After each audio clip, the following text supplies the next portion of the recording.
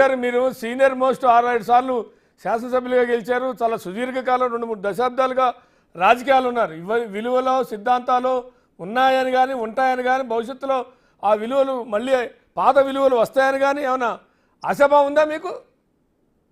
గొంగళ్ళలో అన్నం తింటూ ఇంటుకులు ఉన్నాయన్న సందంగా ఉంది రాజకీయాల్లో ఉండి మేము మాట్లాడాలంటే, విలువల గురించి మాట్లాడాలంటే. ఒకప్పుడు రామచంద్రారెడ్డి గారిని ఎమ్మెల్యే ఆదిలాబాద్ నుంచి రాజీనామా చేయాల్సిన పరిస్థితి వచ్చింది. పార్టీ ఫిరాయింపుల కేసు, మొదటి కేసు అదే మన ఆంధ్రప్రదేశ్ లో. ఆ కేసు ఏమైంది? ఏమీ కాల. ఆయన పదవి కూడా లేదు, అనర్హత వేటు పడలేదు. అట్లా అనర్హత వేళ్ళు ఎక్కడ పడుతున్నాయి? అవసరాన్ని బట్టి.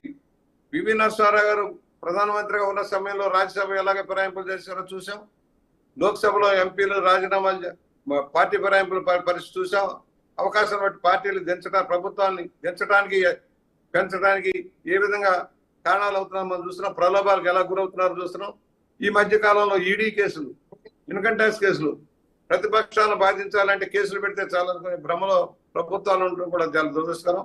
ఏది ఏమైనా తప్పులు మాత్రం ఏ అధినేత ఏ పార్టీ చేసినా క్షమించడానికి నేరాలకి. అది తెలుగుదేశమా, వైఎస్ఆర్ పార్టీయా, కాంగ్రెస్, బీజేపీ అనవసరం. ఎక్కడ ప్రభుత్వం చక్కగా నిర్వర్తించకుండా అవినీతిమయం చేస్తే, విధానాలకి దెబ్బతీస్తే, రాజ్యాంగ ఉల్లంఘన జరిగితే యాక్షన్ తీసుకోవాల్సిన పరిస్థితి మన ప్రజల మీద ఉంటుంది. ఆ ప్రజా సమూహాన్ని నిర్ణయించాలి. అయ్యా ఈ నాయకుడు సరిగా ఉన్నాడా లేదా, బుచ్చిచోరు సరిగా ఉన్నాడా లేదా, లేకపోతే మా తులసిరెడ్డి గారు సరిగా ఉన్నారా లేదని నిర్ణయించాల్సిన ప్రజలు. 5 సంవత్సరాల మ్యాండేట్. 5 సంవత్సరాల తప్పులు బేరు చేయాలి. దురదృష్టం ఏంటంటే మన రాష్ట్రంలో కులాల పేరుతో, మతాల పేరుతో, ప్రాంతాల పేరుతో విభజించి పాలించే విధానాలు వచ్చాయి. సిద్ధాంతాల బద్ధంగా కానీ అభివృద్ధి సంక్షేమాలు దృష్టిలో పెట్టుకుని ఓట్లు వేసే పరిస్థితి పోతా ఉంది. వేవ్ రాజకీయం కరెక్ట్ కాదు.